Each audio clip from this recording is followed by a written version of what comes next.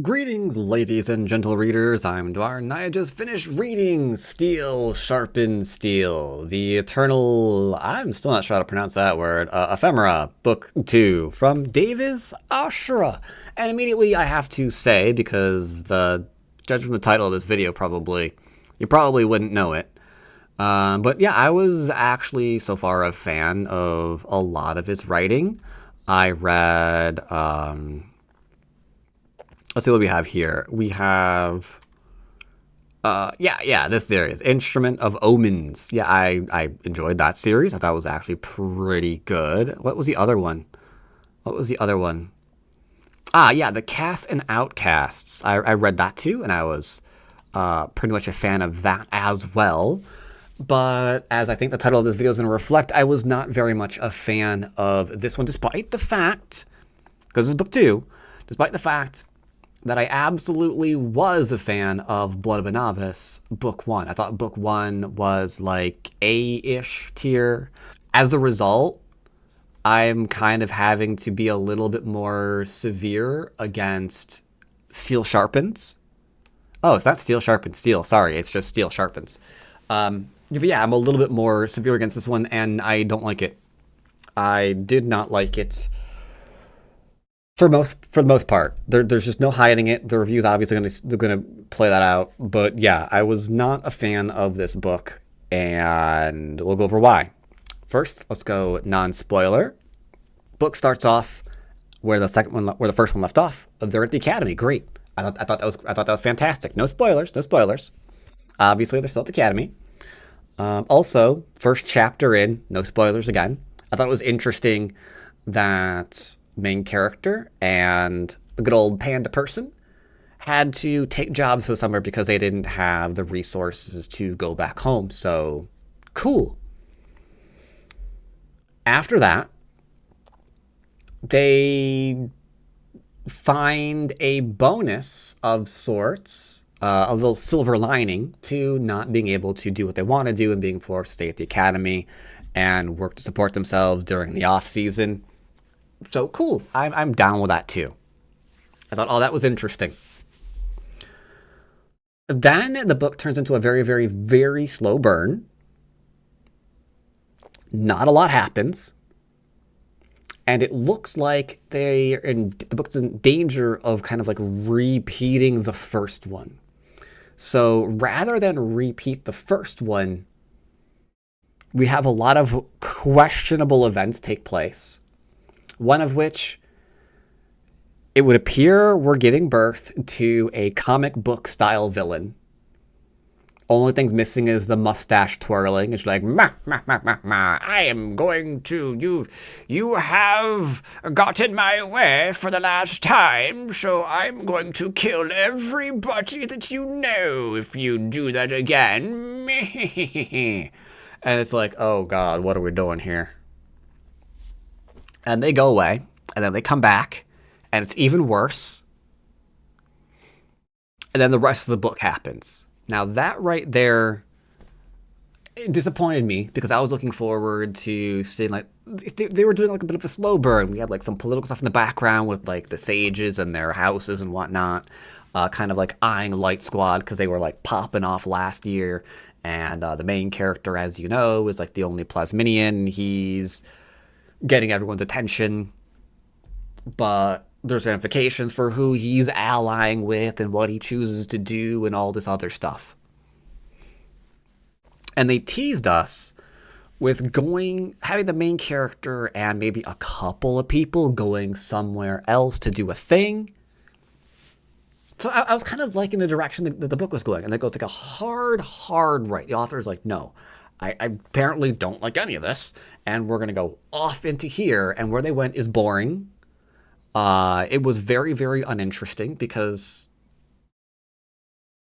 it's just, they told you immediately, it's just for advancement. So the rest of the book is just kind of like a training montage, if you will. They try to introduce another world of sorts, but they couldn't get me interested in that one. Maybe if they built it up a little bit slower and gave us reason to be interested in the characters in this other world, And there's like a lot of ways you could have done that. Instead, you knew it was going to be over and they were going to be leaving by the end of the book anyway. So it was really hard to care about where you were probably never going to be ever again. So that's a problem. Another one was the POV shifting. There's so much POV shifting. Like we're in the main character's POV, and then we're in the panda person's POV, and then we're in Charity's POV, and then we're in Card's POV, and then we're in Christ, who else?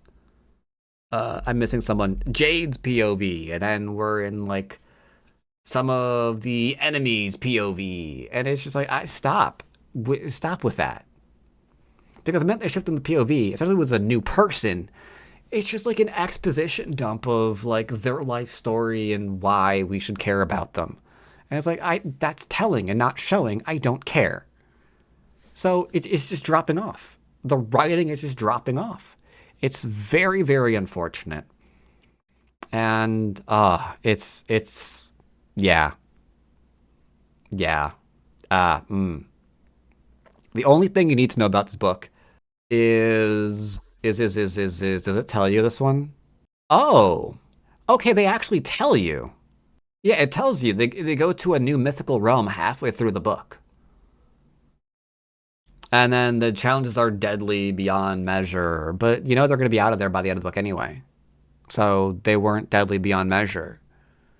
And they tried to, make them use their brains to overcome, things, but essentially they were whisked into a dungeon for the most part. And then that's like the entire rest of the book. For the most part. More reasons why I don't like that in the spoilers, which we're getting to now because I have a lot to complain about. So if you don't want spoilers, you don't want the book spoiled, go ahead and dip out. But yeah, we're going to be talking about even more reasons why I don't like this coming up right now. So like I said, the first part of the book I liked. They had a job, and we are treated as a silver lining to them having to stay there. They get more training with Jazeera. You don't know their Jazeera. You probably do. If you read the other series, you know these are the two the big people in the world, right? Good old Mr. Rook and good old Jazeera Face. That's Professor Gray and her husband, and him and Pan are getting like personal lessons for like 6 months or something with them. Cool, I like that. That's fascinating. We get back and it's like more of the same kind of like self-doubt, like personal interaction with like all of these other various side characters. We're getting peeks into like the Dukes kind of like taking an eye on the squad. We're getting a peeks that they're like kind of putting their finger into the mix, as it were, and stirring things around. It's like, oh yeah, these people are now going to be in your classes because we want to know all your secrets. So it was kind of slow burning into I'm not sure what the word is, like a political thing where you've got like spies essentially trying to learn all of your secrets. And that was interesting. I was curious to see where we were gonna go from there. At the same time, yeah, the main character and a lot of the squad was kind of not trusting good old Word. What's his name? The sage guy. Yeah, Winder. Good old Winder. Like they were not doing that, and they were thinking about rebelling against him and going maybe with someone else or somewhere else completely. Interesting there. How is he going to take that? What's his reaction going to be to that? Is he going to pull the funding? Is he going to try to yank them out of the school? Because he's like, well, if you're not going to be with me, you're not going to be with anyone. Like, what was going to go on there?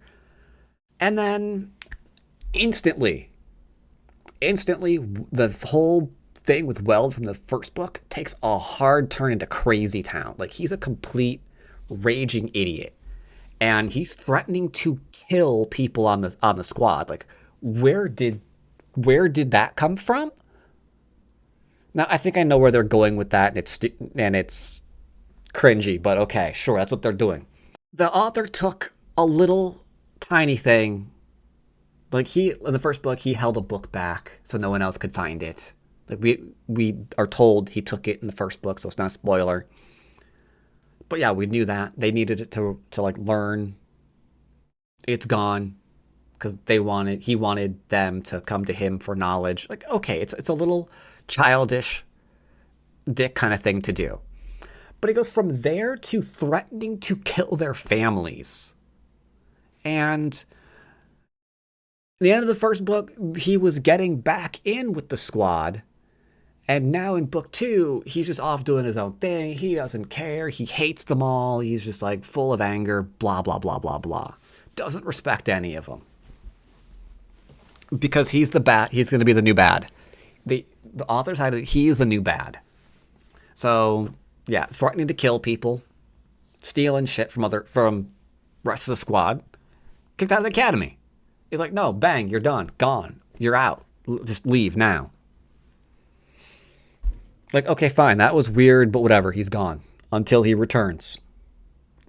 Yeah, he's returned, and now he's apparently allied with the Rakshasas or whatever in the world. Like the bad creatures that want to kill you and drain you of your energy, right? Yeah, he's now allied with them. Not only is he allied with them, he apparently managed to find a way to get 3 of the super big bads into the academy. This is turning really dumb. So now the thing that couldn't have happened did happen because guy is supposed to be like the big bad going forward, I guess. And, it's so cringy. And that's how they're thrown into this other, like, realm that's acting like a dungeon from a RPG or whatever. And at that point, didn't completely lose me. Like, okay, this is weird. I don't like it, but whatever. Where are we going from here? Well, all of the relationships are immediately, like, tossed up into the air. And apparently the author decided that the main character really needs a love interest. So him and Charity start getting together. Yeah, the thing that he had for years and years and years with Syra or whatever. Yeah, that's gone. Just got over that. Like, bam, done over that. And now he's with now he's got a growing thing for Charity. It's like, okay, that was fast. Fine, whatever. I guess. And we're supposed to be completely aware of it because of all the POV shifting, that she doesn't return the feelings at all. So it's okay that we're just going to like break that off and go with someone else now because definitively that could never have happened or whatever. But by this point, you're getting tired of all the POV shifting. At this point, you're probably sick of all the POV shifting. But the whole book just read like he didn't know what to do next. Like, it seems like he just didn't know what to do or where to go, even though he had an interesting thing growing there. So, all right, they're in the new world, and immediately they piss off a couple of people, and then from there on, like, the rest of the people they piss off are hunting them for the rest of the thing in ever-increasing waves of, strength and anger. So they have to find a way out, and oh, yay, they do. And occasionally they run into, again, comic book style villains, I'm going to sell you this now, and then I'm going to kill you later and take it back, because why not?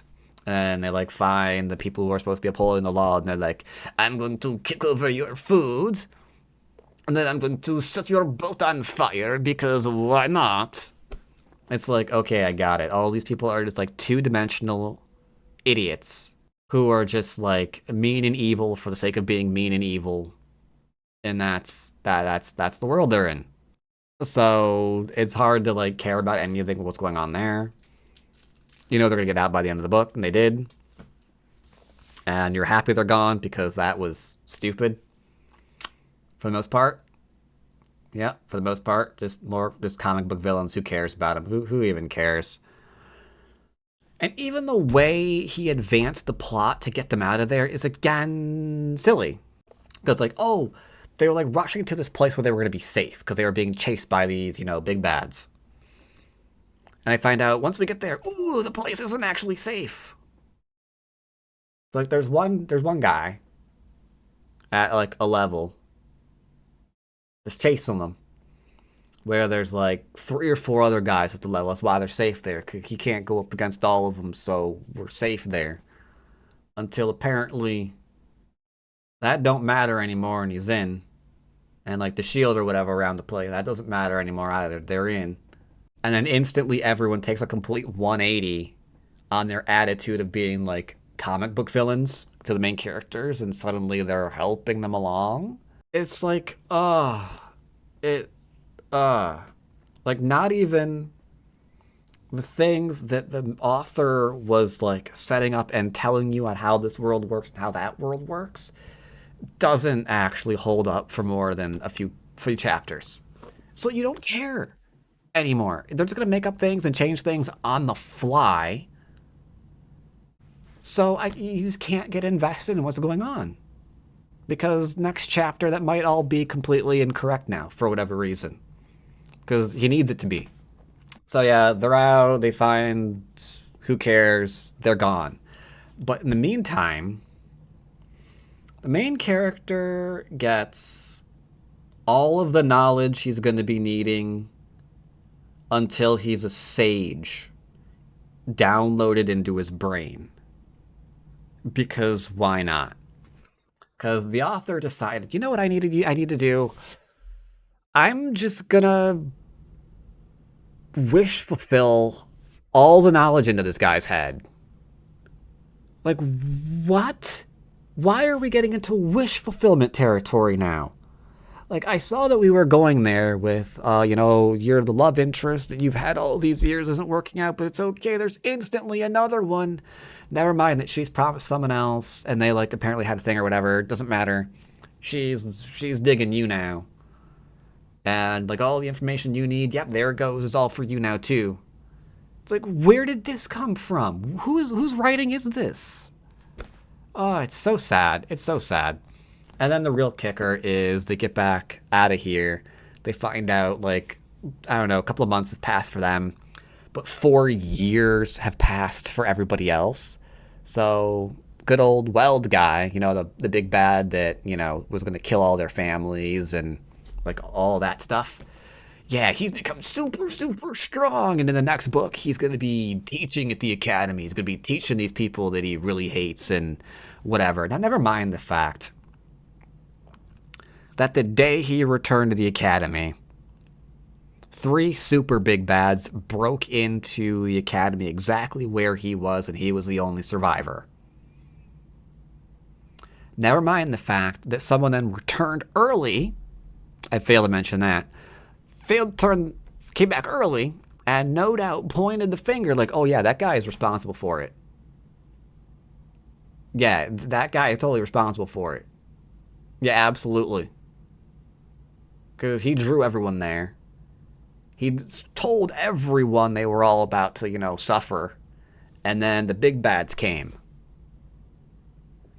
And never mind the fact that all of these people in this academy have, like, super magic to make their brains smarter. So there's no shot they miss that. There's no shot at all they miss that connection. But apparently they're suddenly, because the author needed them to be really, really stupid, now no one can make that connection. And I guess he was allowed to go about his business, and, like, I guess he got really, really strong somehow. Who knows? Who cares?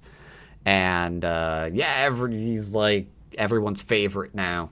And he's coming back to the academy to teach. It's so stupid. It's so stupid. None of it makes any sense. The author just keeps, like, undoing everything he says because he doesn't know what to do with the series. That's all it is. He's desperate. He's pulling things randomly out of thin air to try to go places. And I don't care. The next book's going to suck. This one wasn't good. And the next one's not going to be any good either. Because the only way any of it's going to make sense is if everybody suddenly got a lobotomy and they're just drooling morons who are just nodding along with everything that's going on. So it's sad. It's sad. I really liked his other writing. This one started off very good, and it isn't. It's unfortunate. It's very unfortunate. Steel Sharpens? No, it doesn't. No, no one is sharp in this series. No one is sharp in this series. So yeah, that's my review. Steel Sharpens, David Ashura, Eternal, whatever, book 2.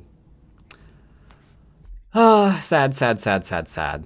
It's okay though. I still like his other writing. His other writing was still pretty good. Yeah, his other writing was still pretty good. Testament of Steel was very, very strong. That series was pretty good. But yeah, this one's like maybe C tier at best. Maybe C tier. If you, as long as you turn your brain off, maybe it's C tier. Either way, that's my review. So disappointed. Either way, hope you enjoyed the review, and I'll see you next time. Okay, buddy.